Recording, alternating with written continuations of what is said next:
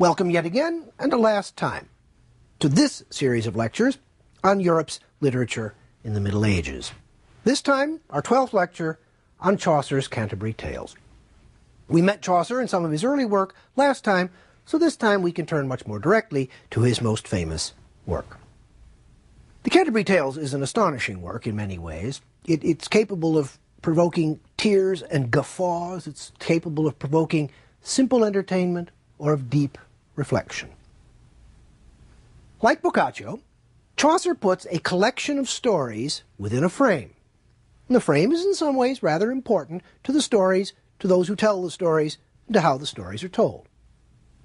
29 pilgrims and a narrator, Chaucer himself, gather in Harry Bailey's Tabard Inn in Southwark, in London, before setting out for the shrine of Thomas Becket in Canterbury. Now, a number of things potentially amusing about this. Southwark was sort of the red light district in London, and some of the characters on this pilgrimage, as we'll see in a moment, are rather improbable. But anyway, they set out on the journey to the shrine of Becket in Canterbury. Perfectly normal thing for 14th century people to be doing. So in other words, the frame is a very familiar one. Now Harry proposes that the pilgrims entertain themselves on the journey by telling tales. 2 on the way down, 2 on the way back. He gets them all to agree that they will chip in to buy dinner at the Tabard Inn. He's looking out for his own interest. They'll buy dinner at the Tabard Inn for the one who tells the best story. Well, right away we can see, just on technical grounds, we've got some rather interesting problems. We don't have 120 Canterbury Tales. We have 23. 2 of these are incomplete. So we've only got 21 completed Canterbury Tales. Chaucer assembled, and that's probably the right word, his Canterbury Tales between about 1387 and the time of his death in 1400. We'll never know what Chaucer wished the final look, the final shape of the Canterbury Tales to be, though it seems utterly clear that what we have is not what he would have wished to be the final version. First of all, for example, we don't have his autographed manuscript. There are 84 manuscripts that contain some portion of the tales. Of these, about 55 are reasonably complete. Now, the complete manuscripts present the tales in 10 blocks that are called fragments by scholars, by experts on Chaucer. It appears that Fragment 1, which contains the general prologue, the knights, the millers, the reeves, and the cook's tale. It appears that that was indeed intended by Chaucer to go first. It's then a matter of scholarly detective work exactly in which order to set the other 9 fragments.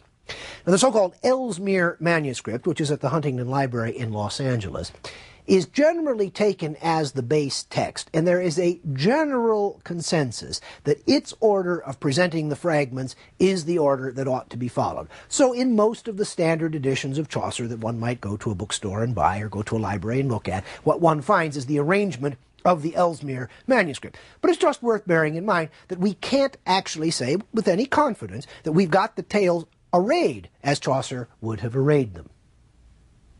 Now, Chaucer worked on the tales for a long time, as I said a moment ago, and the surviving material, pardon me, shows considerable signs of his incomplete editing. Let me give just a few examples by way of illustrating the problem. The second nun is mentioned, but she's not described in the general prologue. She's given a tale to tell. The canon's yeoman is not mentioned in the general prologue, but he gets a tale. The shipman's tale was originally intended for the wife of Bath. The cook's and the squire's tales are the 2 that were never finished. The story of St. Cecilia was recycled. Chaucer had written this some 20 years earlier. He apparently thought it was a pretty good piece of work, by golly, and he shoved it into the Canterbury Tales, and he gave it to the second nun to tell. The manciple's and the physician's tales have no connection to their tellers. Now, it must be said there that critics make a little less of that, for some reasons we'll come to in a second. Critics make a little bit less of that today than they once did. But even if we don't want to dwell on the question of why the Mancible's tale, for example, doesn't seem to have anything to do with the Mancible, we might ask ourselves, what in the world is the monk doing on this pilgrimage? Monks are supposed to be in their monasteries. They're supposed to be cloistered. And why are the loathsome pardoner and Mancible going on pilgrimage at all? These are the most thoroughly amoral figures in the entire Canterbury Tales. They are not the kind of people who would have been on the road to Canterbury to seek remission for their sins. So there are puzzles like this that Chaucer simply doesn't resolve. Might he have done so? Well, all guesses are possible. For a long time, what is usually called the dramatic theory seemed to provide a kind of a unified explanation of the tales by using each tale to explain, in dramatic terms, the character of the tale's teller. Now, as you may know, Chaucer's general prologue sort of introduces us to the cast of characters, more or less fully, depending. Then each tale is told by one or another of the characters, of course, and the prologue to each tale more or less introduces us in a little bit greater detail to the teller of that particular tale. Then the teller of the tale tells a particular kind of story. So the dramatic theory sought to build and work out these connections between the prologue, the general prologue, the prologues to the tales, and the tales that are actually told. There are a lot of ways in which it's really difficult to force everything into that mold. And I think it's safe to say that today, most would argue that it's much better to see the tales as a series of artful literary experiments. It's Chaucer trying on a lot of different things for size.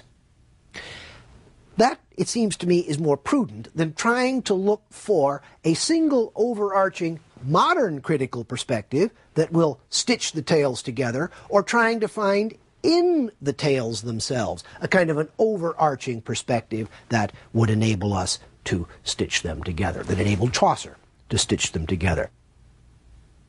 One might ask of Chaucer, as we asked of Boccaccio, was he actually in the end cellular? Was he better on the small scale?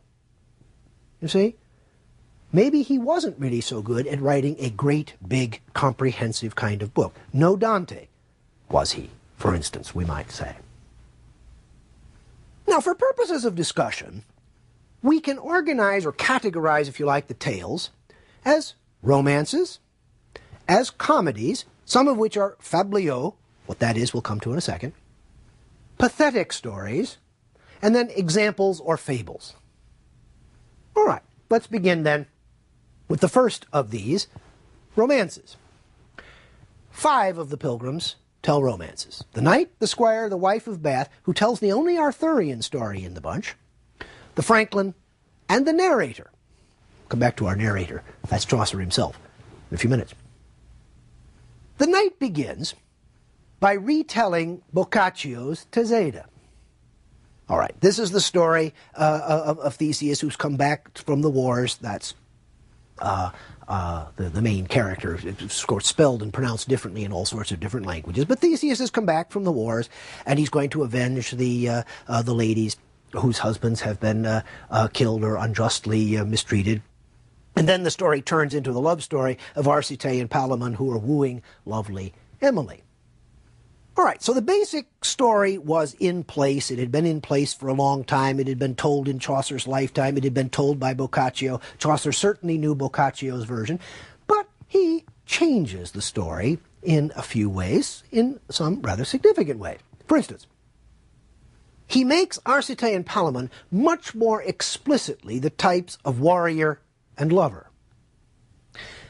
Now, are we hearing there the kind of theme that Chaucer had worked out in Troilus and Cresside?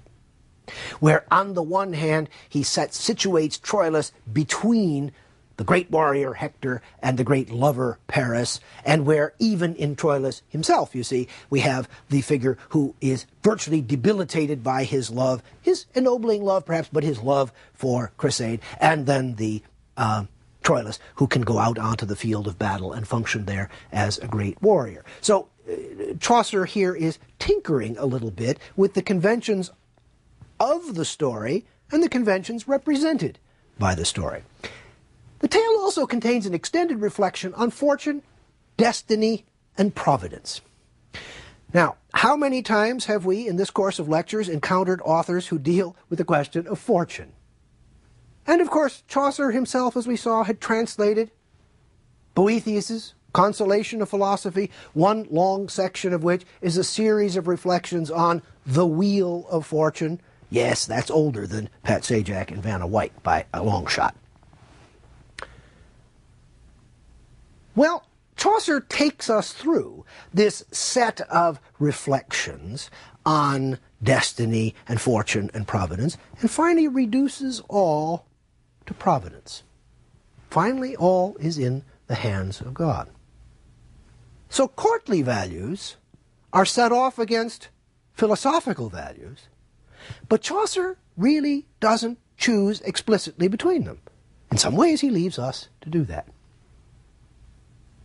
There's interesting ways, too, in which this particular tale subtly encodes a defense of traditional social hierarchies. I want to take just a second to pursue this because it has sometimes been the case that critics will try to take Chaucer as a searing critic of the social injustice of his own time, and as a staunch supporter of the middle class, or a person sympathetic to the lower classes, or a person who dislikes aristocracy, or a person who dislikes the mercantile values of the London in which he grew up, and so on. Forcing Chaucer into those kinds of modes, it seems to me, is much more reflective of the kinds of modes currently in vogue in various universities and university departments, and hasn't got much to do with Chaucer at all. But anyway, let's see what Chaucer does with the Knight's Tale. The knight is the highest class person in the entourage. He's not a member of the aristocracy. Two groups are absent. I mean, Chaucer in some ways has the whole world sort of on that pilgrimage, but two groups are absent: the high aristocracy and the peasantry. Neither of those groups is there. The plowman, you might say, what about the plowman? A plowman was a skilled worker, a very valuable person. Plowmen would go around and hire themselves out from place to place because they had high skills. But the knight is the person of highest social status among those on the pilgrimage. He speaks first. In the prologue to the very next tale, everyone comments ever so properly on what a wonderful and knightly tale the knight had just told. In other words, all of them are, as it were, upholding traditional hierarchy, and the knight tells a knightly tale. Do we have here, you see, Chaucer, in this kind of way that was at once subtle and blatant, like Boccaccio in the Decameron, mocking convention and traditional order and upholding tradition and conventional order simultaneously.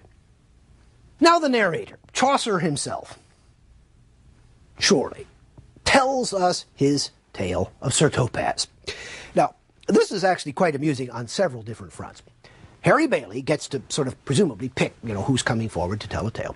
So Harry calls forward sort of cuddly, chubby Chaucer, and he's going to tell a tale. Point of fact, the narrator tells two tales. He tells the tale of Topaz, then he tells the tale of Melibea. We don't have time here to talk about Melibea. We'll say a word or two about Topaz. Well, Chaucer apologizes profusely to the group because he says, well, I only know one story. Well, this is the guy who's telling us, who was going to tell us 120 of them. He said, well, I only know one story. And then he says, and at that it's in rhyme. Well, he meant a kind of an old-fashioned kind of rhyme. So he's digging at certain contemporary writers. He then launches into a completely incoherent and pointless tale. I mean, Topaz, it's all very courtly and all very nice, and it's as if he hangs every courtly convention out there, utterly drained of all blood and life. The tale is so bad that Harry butts in and cuts him off. Now, here is Chaucer at his self-deprecating best.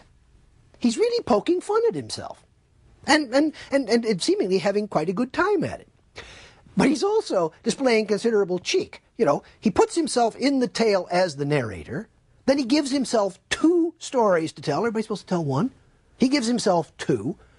And then, of course, he has this bit of mock theater with Harry Bailey. Now, again, is this an echo of that story from the Decameron where Boccaccio, you see, has this rather buffoonish character telling a bad story poorly, such that the woman who's riding along with him wants down. You see, that if you're going to tell a story, then, by golly, tell a good story and tell it well.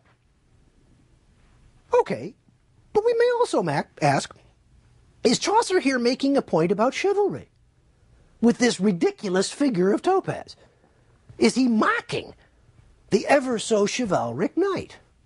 Well, you know, that's a little hard to say.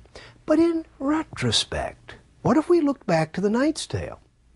Are Palamon and Arcite in some ways foolish because disempowered, weakened by love, they simply can't act? So there, you see, we could say he might be playing with the conventions of courtly love, chivalry in that sense, or playing with chivalry in the sense that we saw it in Roland, that we saw it in Cid, of guy stuff. Well, hard to say. The questions are unquestionably there. Chaucer told 6 comedic tales. Those of the miller, the reeve, the shipman, the merchant, the friar, and the summoner. These tales are set in the present. They're set in familiar surroundings. Their language typically is coarse. It can border on the obscene. If Petrarch set civic virtue off against the chivalric or courtly, then these tales may be said to set cleverness off against nobility. Now let's bear in mind, Chaucer translated the Romance of the Rose. It was the work that influenced him more than any other single work. And we have in Jean de Meun's section of the Romance of the Rose that wonderful problem of, midst all this nobility and midst all this moralizing, lover is encouraged to lie, cheat, and steal to get what he wants. The stories are carnivalesque and parodic. Let me just pause briefly and talk about those two words. The parodies here are not parodies of Chaucer's world, they're parodies of the other tales and the other characters in the tales. By carnivalesque, I mean this. Carnival, by long tradition and by anthropological definition, is a suspension of the ordinary rules of the game, where all is folly and foolishness, but one knows of a certainty that the ordinary rules of the game are going to be reinstated. It is as if there is a pause in time. Hence, Carnival is not to be taken explicitly or implicitly as criticism, as commentary on the world, people in the world, customs in the world, practices in the world, and so on. That's in a very real way how Chaucer's stories work. They are carnivalesque. We mustn't look at them, so it seems to me, as explicit criticisms of the world Chaucer lived in. He's just telling funny stories. But there may be just a little more to it than that. We'll see as we go along. 4, the miller, the reeve, the shipman, and the merchant are fabliaux. Now, fabliaux is a particular type of comedy. Typically, here's what it is. A bourgeois husband is duped into conniving at his wife's sexual liaison with another man. Almost without exception, that other man is younger, smarter, handsomer, and so on than the husband. All right, we've met tales like this in Boccaccio. These kinds of tales go back to 12th century French stories and so on. So again, Chaucer doesn't by any means invent the fabliaux. The Miller's Tale, which comes second. The Knight's Tale is first in the Canterbury Tales. The Miller's Tale is second. Is one of Chaucer's finest, right from the point where the drunken miller butts in and demands to tell his tale. The knight has told his tale. Everybody, as I mentioned, is applauding and saying, oh, what a wonderful tale that was. And Harry's going to move on, and the miller butts in, I'm going to tell my story now. Well, he tells a story about John the carpenter, Alison, his wife, Nicholas, a student who lodges with them, and the parish priest, Absalom. Now, these are really, in lots of ways, quite engaging characters. For example, John the carpenter is a kind and good and decent man. He's a little slow. We do wonder how he comes to have this young and beautiful wife, but anyway, there we have it. Now, Nicholas, predictably, and Alison sort of begin to get eyes for each other. Now, it must be said that Alison at first protests and tries to be faithful to her husband. Nicholas is really quite persistent, and eventually she succumbs to Nicholas's enticements. Meanwhile, the parish priest Absalom is head over heels in love with Alison as well. So we have a kind of a very interesting and complicated love triangle. And at one point, finally, Nicholas, who is a student, persuades, of course, John the carpenter that because he's a great university scholar, he knows that there's going to be a terrible flood coming and they must all save themselves.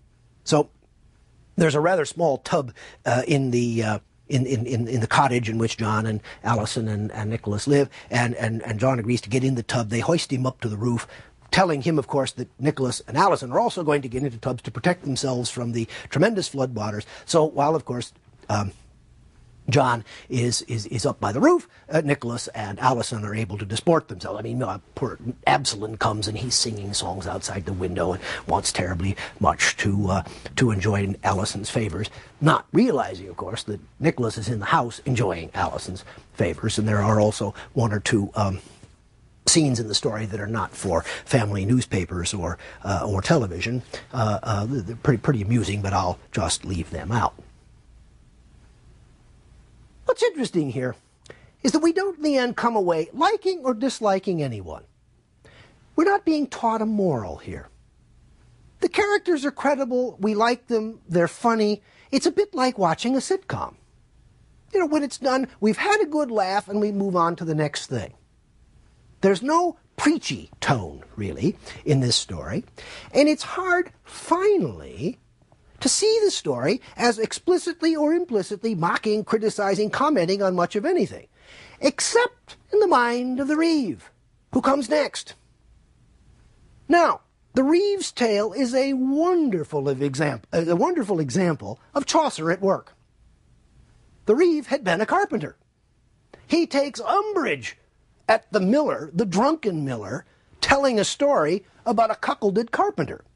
So he, the Reeve, tells a story, a disparaging story, about a venal, grotesque, even physically grotesque, and cuckolded miller. Now, almost as a manifestation of this ill faith, in other words, we're invited to think that the Reeve might have been going down the road thinking of any number of stories he might have told, and then the miller got going on this story, this terrible, offensive story about a carpenter, so the Reeve says, by gosh, I'm going to get that miller back, and he tells a story about a miller. Well, so we have a sense of ill faith. The Reeve's characters are actually uninteresting. This is the tale where you've got everybody in the house at night, hopping from bed to bed to bed to bed, contriving, of course, the student lodgers to get together with the daughter of the householder. The wife of the householder, and everybody is moving around from sort of bed to bed. The story seems contrived somehow. We don't actually know these characters very well, as we do in The Miller's Tale. We don't like them very much. We just don't sort of engage with them. So as I said, here what we have really is Chaucer very much more commenting on telling stories and commenting on the artistry of his Canterbury Tales as a single architectural whole. Let's turn to the pathetic tales, those of the man of law, the second nun, the clerk, the physician, the prioress, and the monk. These tales, we must emphasize, are characteristic of 14th, not of 21st century taste. The point of the tales, no two are really alike, is to evoke a strong emotional response, primarily sympathy. Characterizations are simple. Sometimes the people seem almost two-dimensional to us. The main characters are passive in the face of sheer evil and brutality. We immediately respond and say, act, do something, get yourself out of that trouble, pick yourself up, fight back. But that's not the way the tales were told. Here is where Chaucer tells, through this clerk, his young student at Oxford, the story of patient Griselda. Now, we met this tale in Boccaccio. Petrarch also told the tale. Griselda, of course, is the daughter of a shepherd, and the local castellan, whose name is Walter, has gone well on into life. He hasn't married. His key companions have been urging him to marry, so he goes out and he picks out Griselda, and he decides to test her. Is she going to be loyal? So he takes away her first child, allegedly to kill the child. He really sent the child away to York. A bit later, a few years later, he takes away her second child, again to kill it, sends it away to York. And a few years after that, dismisses her from court. Then he sends out word that he's to be married again, and he invites her to come back to sort of prepare the court and prepare everything for the new wife. Finally, having satisfied himself that patient Griselda has been just sort of flawless in her acceptance of all this appalling treatment, he reveals all to her. The beautiful young girl he's going to marry is not his intended bride at all. It's Griselda's daughter. Her son is still there at court. She's received back into court, and all seems to be well. The clerk clearly sympathizes with Griselda. So Chaucer doesn't accept Petrarch's way of telling this story. Petrarch turned Griselda into a kind of a martyr figure, into a kind of a model of Christian obedience. The clerk clearly sympathizes with Griselda. But there are hints that contemporaries would have read the story a little differently. Pride was the greatest of the sins. Humility was its remedy. The more humble you were, the less proud you were. God tests his people. The more faithful, the harder. Obedience and deference are prized in a hierarchical society. What is Chaucer's stand here? I think we can never know. But he invites us to think about Griselda. Those tales that can be called examples or fables, the friars, the pardoners, the nun's priest, and the mancibles. These tales are not much to the taste of people now, for the fundamental reason that, as an example, as a fable, it is meant to articulate a universal truth valid for everybody all the time, everywhere. People today are much more skeptical about the idea that there is universal truth, that there are things that are always valid for everyone, everywhere. Here we have, for example, the nun's priest tale, with the famous and gabby rooster Chanticleer.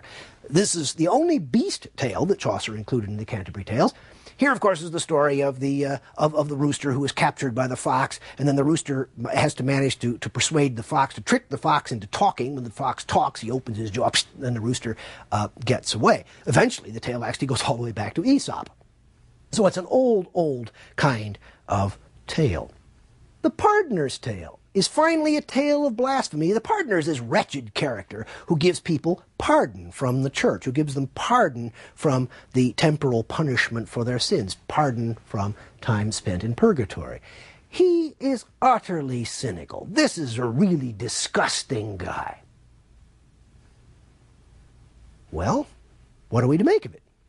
It's much easier, I think, in the end, to catalog the kinds of questions that Chaucer forces us to answer than to provide convincing answers. Is Griselda, for example, the opposite of the wife of Bath? The wife of Bath, the assertive, vigorous woman who defends women, who defends women's rights, who laments the treatment of women in her time, is Griselda, in a sense, the opposite of that? And then, which of the two are we supposed to like, admire, emulate?